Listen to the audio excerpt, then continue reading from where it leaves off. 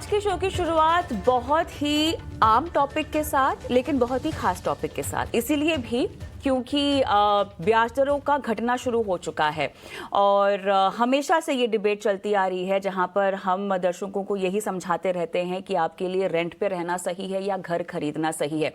जिस तरह के ट्रेंड्स देखे जा रहे हैं, मिलेनियल्स बहुत रेंट पर रहना प्रेफर कर रहे हैं, पर किस तरह के इंसान के लिए, किस तरह के शख्स के लिए रेंट पे रहना समझदारी है, किस तरह के शख्स के लिए घर खरीदना ज़रूरी है। घर खरीदना हमारे देश में एक आर्थिक आज़ादी या कम से कम स्टेबिलिटी की बहुत बड़ी निशानी होती है, पहला कदम माना जाता है। आपकी पहली सैलरी पर ही आई एम श्योर आपके माता पिता आपको बोल देते होंगे कि जो है घर बचाने के लिए पैसे जोड़ना शुरू कर दें, निवेश करना शुरू कर दें। एक बहुत बड़ा स्टेटस सिंबल भी होता है।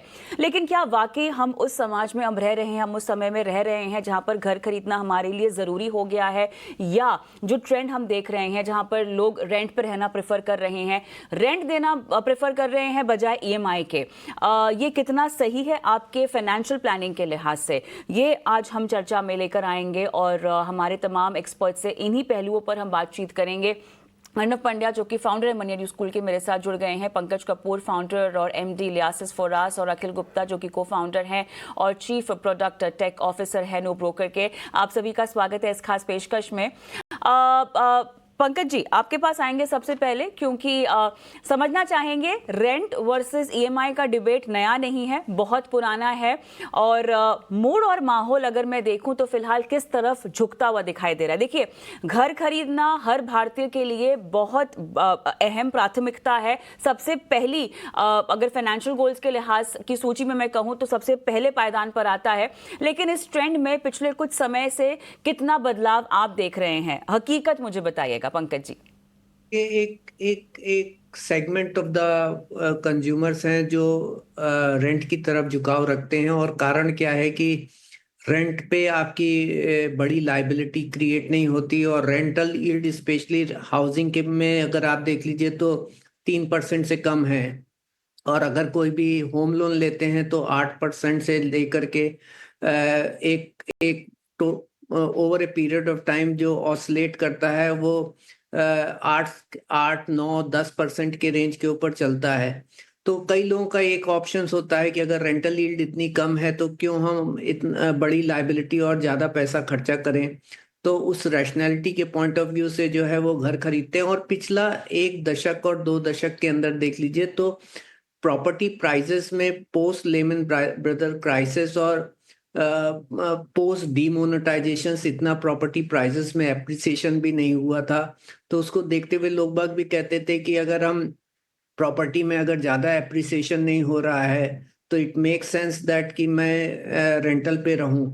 But over a period time मेरा अपना एक असेसमेंट ये है कि घर जो है आप रेंट पे रहते हैं तो वो ज़्यादातर वो लोग होते हैं जो माइग्रेंट पॉपुलेशन होते हैं और अपनी अर्ली स्टेज ऑफ जॉब में रहते हैं। एक बार आप एक शहर में आ गए और आपने 6 या 7 साल की जॉब कर ली, उसके बाद उस शहर को आप बिलोंग करने लगते हैं और फिर आपके सेंस ऑफ स्टेबिलिटी आनी चालू हो जाती है, आपकी फैमिली का साइज बढ़ना चालू हो जाता है और उसके बाद रिक्वायरमेंट ओन की बढ़ जाती है।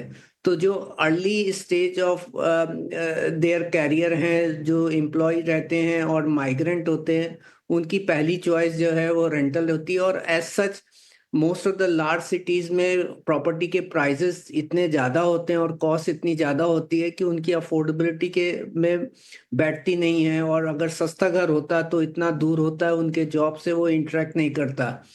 तो लेकिन over a period of time फिर रुझान बढ़ना लगता है, जैसे जैसे फैमिली होती आती है वैसे स्टेबिलिटी और सेंस ऑफ कंफर्ट की ज़रूरत होती है। और दूसरी एक और बात होती है, आप जहाँ रहते हैं आप उसको लाइक करने लगते हैं और आप फिर उसको छोड़ करके नए जगह जाने में आपको एक तकलीफ होती है, क्योंकि एक सेंस ऑफ कंफर्ट हो जाता है कि बाकी सारे जो रिक्वायरमेंट है वो आपकी फुलफिलमेंट होनी चालू हो जाती है। और ये देखते हुए मेरे हिसाब से दो तरीके के लोग हैं, एक जो early stage of their career हैं वो रेंटल पे रहते हैं, और जो लेटर ऑन आते हैं तो उनके लिए घर ओन करना जो है वो एक रिक्वायरमेंट होती है। एब्सोल्युटली। और समय के हिसाब से अब क्योंकि प्राइस में प्रोडक्टिविटी आने लगी है, हाँ हाँ।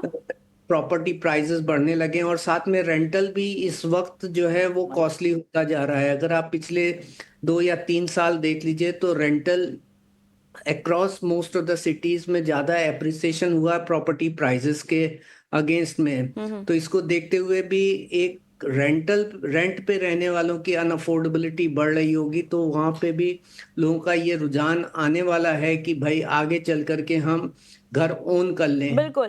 और काफ़ी हद तक जो आपने शुरुआत में भी कहा कि आपके लाइफ स्टेजेस पर डिपेंड करता है। अगर आप एक मूविंग जॉब में हैं या ऐसे अनिश्चित या अनसर्टेन माहौल में है जहां पर आपको जगह छोड़नी पड़े, इलाका छोड़ना पड़े, तो शायद रेंट पे रहना आपके लिए समझदारी होगा। लेकिन अखिल, आपके प्लेटफॉर्म पे ट्रेंड कैसा है, हमें ये समझना है। क्योंकि एक तो हम एंटर हो चुके हैं ब्याज दरें घटने के सिनेरियो में, जहां पर ऊंची ईएमआई अगर आपकी चल रही है तो उसमें थोड़ी सी राहत आपको आती हुई मिलेगी। उसके अलावा देखिए, घर खरीदने के लिए कोई सही समय होता नहीं है। ब्याज दरें बढ़ रही हो, घट रही हो, अगर आपके पास फिलहाल पैसा है, अगर आपके पास फिलहाल वो ज़रूरत है कि आपको घर खरीदना है, तो आपको घर खरीद लेना चाहिए, ऐसा कहा जाता है। लेकिन फिलहाल के माहौल को देखते हुए, जिस तरह से अब रेट कट हो रहे हैं, और जैसा एक रेंटल का भी इशू बताया पंकज ने कि रेंटल भी महंगे हो रहे हैं। हालांकि मैं जानना चाहूंगी कि ये किन किन पॉकेट्स की हम बात कर रहे हैं, क्या हम महानगरों की ही बात कर रहे हैं या हम छोटे शहरों की भी बात कर रहे हैं, क्योंकि रेंट बढ़ना सब जगह एक समान नहीं होगा। बट हैविंग सेड दैट अखिल, आप ट्रेंड को कैसे भाप रहे हैं in terms of home buying और रेंटिंग, दोनों को? देखिए, तो मैं आपको थोड़ा अच्छे से समझाता हूँ इसमें। तो बेसिकली अगर आप देखेंगे तो होम बाइंग जो आज दो ब्रोकर पे, और आप इन जनरल इंडिया में एवरेज देखेंगे तो 32 साल का जो कपल है या फिर 32 साल का जो इंडिविजुअल है वो होम बाइंग कर रहा है, करेक्ट। ये एज आज से कुछ साल पहले 36, 37, 38 होती थी। तो rate at which the age at which people are buying house, it has come down. और अगर आप इंडिया के डेमोग्राफिक्स को समझे, इंडिया की पॉपुलेशन को समझे, हम लोग एक यंग कंट्री है, और जैसे जैसे टाइम निकल रहा है लोग 32 की तरफ आते जा रहे हैं। और जैसा कि पंकज जी कह रहे थे, जब बंदा कोई जॉब ज्वाइन करता है तो शुरू के 1-2 साल 3 साल उन्हें पता नहीं होता कि वो उस जगह रहने वाले हैं कि नहीं, तो वो प्रिफर करते हैं कि रेंट पे रहें। क्योंकि आपको घर खरीदने के लिए एक डाउन पेमेंट के लिए कुछ 10, 15, 20% डाउन पेमेंट के लिए पैसे की भी जरूरत होती है। तो शुरू के कुछ 5-6 साल लोग पैसा इकट्ठा करते हैं, तब वो 2 से 3 घर में रहते हैं। उसके बाद जब उनके पास पैसा इकट्ठा हो जाता है, एक स्टेबिलिटी आ जाती है, उन्हें पता होता है कि किस एरिया में काम करने वाले हैं और नए एरियाज डेवलप हो रहे होते हैं सिटी में, तब वो एक नया घर बुक करते हैं। और ये जो फिनोमिना है, ये ईएमआई की रेट के ऊपर डिपेंड करता ही नहीं है। जैसा कि आपने कहा, घर खरीदने का सबसे सही समय है जब आपके पास पैसा है, क्योंकि घर खरीदना बहुत आवश्यक है। उसका रीजन ये है कि जितना आप करीब रहेंगे अपने ऑफिसेस के, अगर आप सिटी सेंटर के बीच में रह रहे हैं, तो जिस रेट से रेंट बढ़ते हैं वो बहुत फास्ट होता है। उस केस के अंदर आपकी ईएमआई पे करने का जो डिसीजन होगा वो हमेशा बेटर होगा रेंट पे करने से। हमने ये देखा है कि अगर आप आज घर खरीद रहे हैं, जैसे कि अगर आपकी रेंटल यील्ड 3% की भी है घर खरीदने के बाद, बट अगर आप उसी चीज को 4 से 5 साल बाद देखेंगे और आपने जो मनी इन्वेस्ट किया हुआ है, उस मनी इन्वेस्ट किए हुए के ऊपर जब आप रेंटल यील्ड देखेंगे, तो ये रेंटल यील्ड बढ़ के 6, 7, 8% तक चली जाती है, which will be equal to the EMI what you are paying. मैंने भी जब घर लिया था तब जो मेरी ईएमआई थी, और उसके 5 साल बाद 7 साल बाद जब वो मैंने घर किराए पे दिया, तो आज जो मेरी उस घर से जो रेंट आता है वो ईएमआई से ज्यादा है। तो इंडिया में घर खरीदना एक इमोशनल डिसीजन है, सेंस ऑफ सिक्योरिटी है। आफ्टर कोविड जब लोगों ने रियलाइज किया कि ऐसा समय भी आ सकता है जब आपको घर पे रह के काम करना पड़े, मियाँ बीवी बच्चे सबको घर पे रहना पड़ रहा है, तो लोगों ने रियलाइज किया कि जैसे जैसे फैमिली बड़ी होती जा रही है, it is more important to buy a house, because owner आपको कभी भी बोल सकता है कि ये घर खाली कर दो। और टिपिकली ओनर्स के दिमाग में ये रहता है कि किसी भी टेनेंट को मैं 3 से 4 साल से ज्यादा इस घर में नहीं रहने दूंगा, उसके बाद मैं चर्न करूंगा, और उसके बाद घर मूव करना with family becomes a difficult task. तो इसलिए लोग घर बाय करते हैं और वो कंटिन्यूअसली करे जा रहे हैं। होम लोन रेट कम होने से डेफिनेटली इसमें और इजाफा होगा, बट होम लोन की रेट्स, आप होम लोन तकरीबन 15 से 20 साल पे लेते हैं, और 15 से 20 साल के ऊपर आप भले ही high low home loan rate में घुसे या लो होम लोन रेट में घुसे, आप साइक्लिक होता है ये पूरा, तो आप सारी रेट्स देखेंगे, हाई भी देखेंगे लो भी देखेंगे, तो तकरीबन आप उतना ही पैसा पे करते हैं जितना कोई और पे करेगा, डिपेंडिंग ऑन कब वो होम लोन में घुसे थे। अर्नब जी, फाइनेंशियली इस डिसीजन को आप कैसे समझ सकते हैं, कैसे इसको संज्ञान में ला सकते हैं? कैसा शख्स जहां पर अगर हमें कंपेयर करना हो मेरी 20 साल की ईएमआई और 20 साल का रेंट, किन किन फैक्टर्स पर ये आपका निर्णय जो है वो डिपेंड करेगा? क्या क्या पैरामीटर्स यहां पर आपको फैक्टर इन करने की जरूरत पड़ेगी फिर? देखिए, जब आप फाइनेंशियली ये सभी चीज देखते हैं तो मेन और खास करके आपको एक चीज देखनी है, वो है अफोर्डेबिलिटी। और अफोर्डेबिलिटी इन टर्म्स ऑफ कि आपके अपने फाइनेंसिस पर इसका क्या असर हो रहा है। क्योंकि जब आप रेंट पर लेते हैं तो जो रेंट होता है वो आपके टोटल एक्सपेंसेस का कितना हिस्सा होता है, क्या आप सेविंग्स कर सकते हैं, ये बहुत इंपॉर्टेंट देखना होता है। क्योंकि कई बार क्या होता है कि आप रेंट पे तो ले लेते हैं, लेकिन अगर आपके उसके साथ साथ अगर इन्वेस्टमेंट आपका कैपेसिटी नहीं है तो उसमें फिर आपका जो वेल्थ क्रिएशन है वो नहीं होता। सिमिलर चीज होती है इन टर्म्स ऑफ जब आपका ईएमआई होता है, कि जब आप ईएमआई के बारे में सोचते हो तो आपको ये भी देखना है कि आप कितना लोन ले रहे हो, क्योंकि प्रॉपर्टी की वैल्यू क्या है, आप कितना अपने तरफ से एज अ डाउन पेमेंट दे रहे हो और कितना लोन रहे हो। ये बहुत इंपॉर्टेंट इसलिए रहता है क्योंकि देखिए, जितनी बड़ी लोन आपने ली है उतना आपका ईएमआई बड़ा होगा, लेकिन आप जो अर्ली ईयर्स है अगर उसमें भी अगर थोड़ा लोन रीपे कर सके या थोड़ा कम लोन दे तो उससे ओवरऑल एक इम्पैक्ट ज्यादा पड़ता है। फॉर एग्जाम्पल मैं आपको बताऊं तो मान लीजिए आपने 50 लाख का लोन दिया हुआ है, आपका रेट ऑफ इंटरेस्ट 8% है, तो आपका ईएमआई अराउंड 41,800 के पास आएगा। यानी कि ओवर अ 20 ईयर पीरियड अगर आपने 20 साल का लोन लिया हुआ है तो 50 लाख के ऊपर आप 50 लाख का इंटरेस्ट देंगे और टोटल 1 करोड़ क्या ओवरऑल वैल्यू होगा।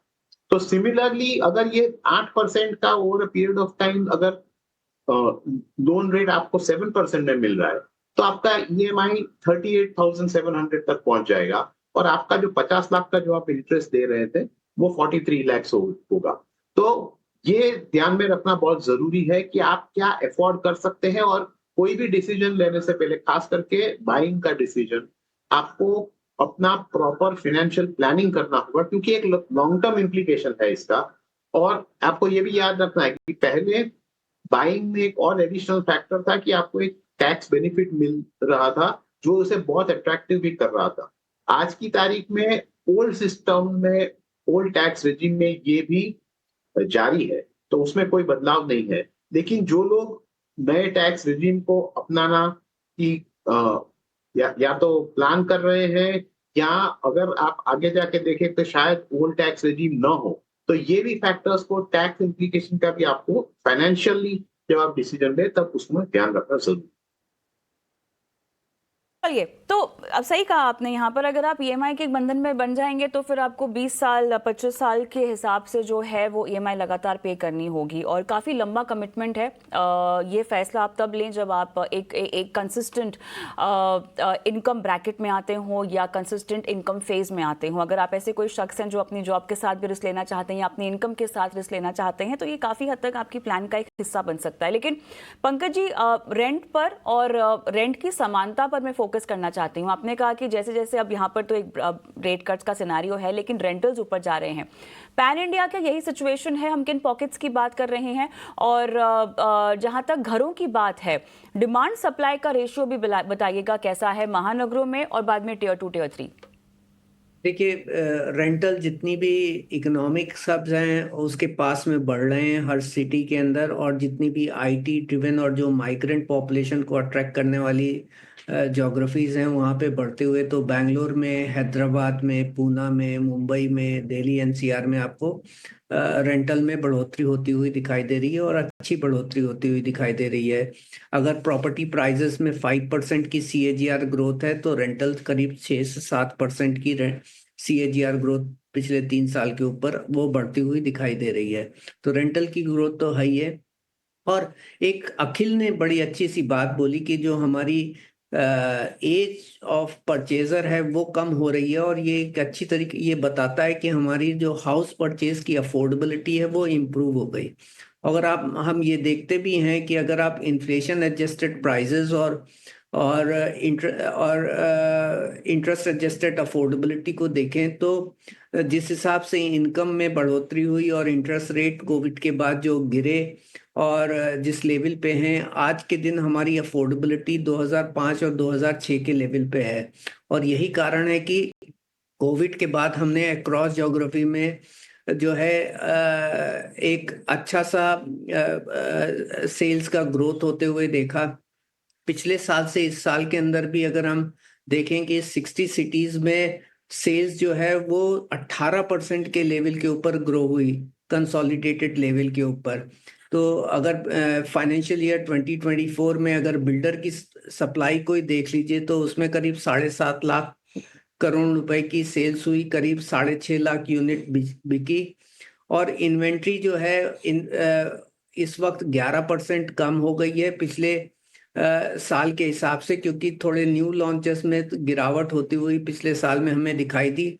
लेकिन हमें ये देखना पड़ेगा कि इन्वेंट्री ओवरहैंग जो है वो वन ऑफ द बेस्ट है पिछले 10 से 12 साल के अंदर। आज भी ऑल इंडिया लेवल पे अगर हम देख लीजिए तो हमारे पास केवल 21 मंथ्स का ही मंथ्स इन्वेंट्री ओवरहैंग दिखाई दे रहा है, जो बताता है कि सेल्स जो है वो इतनी इस स्पीड पे चल रही है कि हमारे पास 2 साल से कम का जो है वो अनसोल्ड स्टॉक पड़ा हुआ है, और ये बहुत ही एफिशिएंट लेवल के ऊपर है। इस लेवल का ये लेवल हमें कहीं दिखाई नहीं दिया, और यही कारण है कि हम आज के दिन मॉडरेट प्राइस इंक्रीज देखने लगे हैं। अगर आपने 16 से 21 का पीरियड देखा था तो उस पीरियड में केवल प्राइस स्टैग्नेंसी थी या कोविड के दौरान प्राइस का करेक्शन हुआ था। लेकिन उसके बाद हम देख रहे हैं वो प्राइस में बढ़ोतरी होती हुई दिखाई देने लगी है, एक्सेप्ट कुछ नॉर्थ इंडियन सिटी के को हटा दीजिए, लेकिन रेस्ट ऑल द मार्केट में प्राइस ग्रोथ जो है वो मॉडरेट है, 5 से 10% के हिसाब से है। और मुझे लग रहा है कि ये जो प्राइस ग्रोथ है ये एब्जॉर्बेबल है, क्योंकि इनकम और इंटरेस्ट रेट कम होने की वजह से अफोर्डेबिलिटी में जो ग्रोथ हो रही है वो इस प्राइस ग्रोथ को डिस्टॉर्ट नहीं करने वाली है। और तो आउटलुक के पॉइंट ऑफ व्यू से मेरे हिसाब से डिमांड इंटैक्ट रहेगी। हम शायद उस लेवल पे ग्रो नहीं कर पाए जो पिछले 3 साल में हमारे जो ग्रोथ नंबर थे, लेकिन मैं कोई रिटार्डेशन और गिरावट होती हुई नहीं देख रहा हूँ।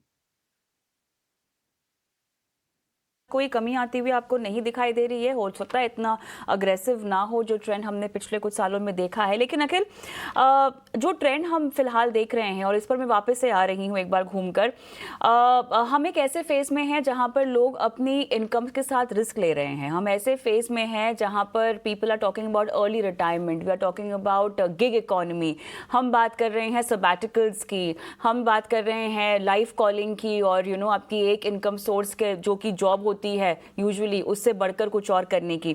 इस पूरे सिनेरियो में अगर घर खरीदने का फैसला मैं कंसिडर करना चाहूं तो वो कितना अहम हो जाता है? इसका एक फाइनेंशियल एस्पेक्ट भी होगा जो अर्नब जी समझाएंगे हमको, लेकिन मेरे नाम एक घर होना कंजम्पशन के लिहाज से, अगर जो मैं उसमें रह रही हूं तब तो ठीक है, लेकिन इसके आगे बढ़कर क्या कुछ करना चाहिए? क्या वो एक फाइनेंशियल रिस्क हो जाएगा मेरे लिए? देखिए, कंजम्पशन के लिए आपके पास डेफिनेटली घर होना चाहिए, और अगर आप अर्ली रिटायरमेंट के बारे में सोचते हैं तो फिर तो डेफिनेटली आपके पास घर होना ही चाहिए। और उसमें मैं एक चीज ऐड करना चाहूंगा कि आप जब घर खरीद रहे हैं तब आप ये देखिए कि आपकी मंथली इनकम का 28-30%, 28-30% तक का आप ईएमआई लीजिए, और उसके बेसिस पे जो अफोर्डेबिलिटी आ रही है उसमें घर खरीदिए। क्योंकि रेंट भी आप जब देखते हो तो हर साल 5 से 10% के बीच में रेंट आपका बढ़ता है, अगर आप अपने ऑफिस के पास अच्छी जगह पे रह रहे हैं।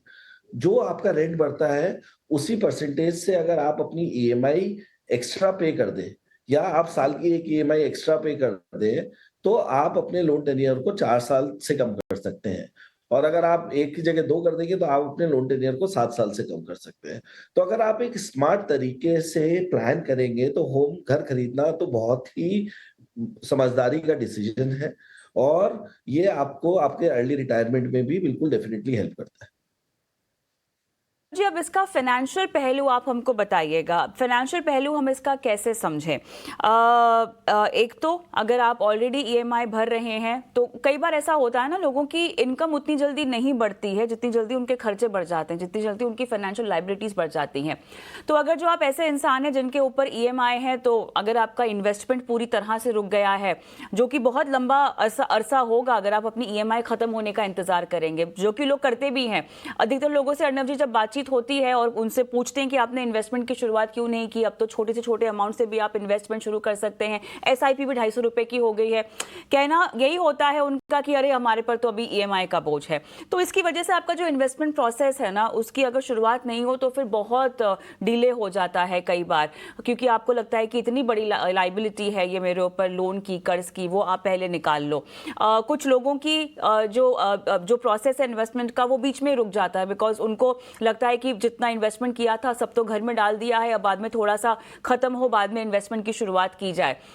अब जो आपके ऊपर लोन के साथ साथ फाइनेंशियल रिस्पॉन्सिबिलिटीज आती हैं, बढ़ती हैं, उसमें तालमेल कैसे बिठाएं? और इस सिनेरियो में, इसके एवज में अगर मैं एक रेंट को कंसिडर करना चाहूं तो वो मेरे लिए कितनी बड़ी फाइनेंशियल लाइबिलिटी होगी, इसका आकलन मैं कैसे करूं?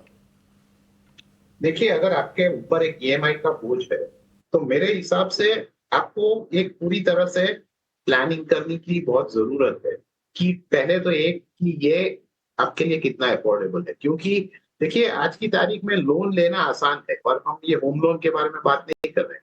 जो लोग प्रॉब्लम में फंस जाते हैं इन टर्म्स ऑफ की ईएमआई का बोझ, उन्होंने क्या किया होता है कि जो अनसिक्योर्ड लोन्स होते हैं, पर्सनल लोन्स, क्रेडिट कार्ड पर बिलिंग, वो सभी चढ़ते जाता।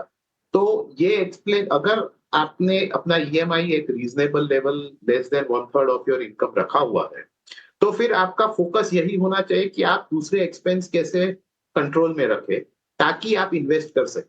क्योंकि ये कहना कि क्योंकि ईएमआई है मैं इन्वेस्ट नहीं करूंगा, तो इससे आपका फाइनेंशियल प्लानिंग आगे बढ़ने वाला नहीं। तो ये एक बात हो गई। दूसरी बात ये भी होती है, अगर आप अर्ली रिटायरमेंट चाहते हैं, कोई भी समय पे रिटायर होना चाहते हैं, तब ये जो आपके पास एक एसेट होगा in terms of a home, वो एक बहुत बड़ी चीज है, क्योंकि मोस्ट प्रोबेबली आपका जो लोन है उस समय तक, by the time you are 45-50, अगर आपने जल्दी शुरू किया हुआ है तो वो खत्म हो गया होगा। तो अगर आपने 15 साल 20 साल का भी लोन लिया है, तो एट दैट एज अगर आपने खत्म कर दिया, आपके नाम एक एसेट है और फिर आपकी लायबिलिटी टेपर ऑफ हो जाती है। तो ये भी एक चीज आपको देखनी जरूरी है कि not only in terms of EMI, पर लेकिन in the early years of your loan आप कितना कैपिटल भी रिटर्न कर सकते हैं, क्योंकि मैथमेटिकली भी अगर आप देखें तो जो लोन के पहले साल होते हैं, खास करके एक लंबा लोन, तब अगर आप कैपिटल रीपे करते हैं तो उसका disproportionate benefit in terms of interest saving होता है। तो ये बहुत इंपॉर्टेंट चीज है जो आपको अपने फाइनेंशियल प्लानिंग में देखनी चाहिए। अब आते हैं, आपका जो प्रश्न था कि इन टर्म्स ऑफ आपने मानो रेंट पे ले रखा है घर, तो उसमें तो आपकी लायबिलिटी तो होगी ही, क्योंकि आपको उसमें चॉइस नहीं है इन टर्म्स ऑफ कि आपको पता भी नहीं है कि आपका अगले साल या 2 साल बाद रेंट कितना होगा। At least in terms of EMI आपको तो ये पता है कि ये ईएमआई एक फिक्स्ड फिगर रहने वाला है, तो उससे आप प्लानिंग कर सकते हैं। अगर आप रेंट पे हो तो आपके ऊपर प्रेशर तो रहेगा ही, और शायद ज्यादा रहेगा, क्योंकि आपको नॉट ओनली जगह ढूंढनी है, रेंट इंक्रीजेस का भी आपको अपने फाइनेंशियल्स में उसका शामिल करना है। तो इसीलिए उसमें income increase in terms of cash flow increases, ये बहुत इंपॉर्टेंट चीज होती है। और ये over a longer period of time rent increases एक सस्टेनेबल नहीं होता है इन टर्म्स ऑफ, क्योंकि ये आप जो अमाउंट दे रहे हैं उसके सामने at the end of the period आपके पास तो कुछ रहता नहीं है in terms of an asset creation. तो इसीलिए हम ये भी कहते हैं कि जो होम लोन एक होता है वो एक लोन होता है, लेकिन उससे क्योंकि एसेट क्रिएट होता है तो ये एक अच्छा लोन होता है। तो आप देख लीजिए कि दोनों प्रकार का सिचुएशन हो, रेंट हो या ईएमआई हो, आपके ऊपर थोड़ा प्रेशर तो रहेगा ही, लेकिन उससे डील करने के लिए आपके पास कई अच्छे तरीके हैं। तो अच्छी प्लानिंग के साथ आप उसे भी करके एक अपना पूरा प्लानिंग कर सकते हैं। तो बहुत ज़रूरी है, ये काफ़ी केस स्पेसिफिक और इंडिविजुअल स्पेसिफिक एक डिसीजन आपके लिए हो सकता है। जो बात आपको ध्यान में रखनी है वो ये है कि ईएमआई भी लंबी चलती है, और अगर आप रेंट पर ही रहना चाहते हैं तो ये भी आपकी पूरी उम्र चलेगा, और इस फैसले पर आप तभी ही आ पाएंगे जब आपकी फाइनेंशियल प्लानिंग और आपकी फाइनेंशियल रिस्पॉन्सिबिलिटीज सॉर्टेड हो। लाइफ के अलग अलग स्टेजेस में अलग अलग फाइनेंशियल डिसीजंस की ज़रूरत होती है, और ये तभी ही आप कर पाएंगे जब आपके पास एक स्टेडी इनकम हो, और इफ इन केस आपकी इनकम में किसी भी तरह का कोई ब्रेक आपको दिखाई दे रहा है तो बहुत ज़रूरी है कि आप ईएमआई या रेंट जैसी जो बंदोबस्त है वो आप पहले से कर लें। बहुत बहुत धन्यवाद आप तीनों का, आप जुड़े और इतने अहम मुद्दे पर एक बार फिर से हमारे दर्शकों का मार्गदर्शन किया। धन्यवाद आपका।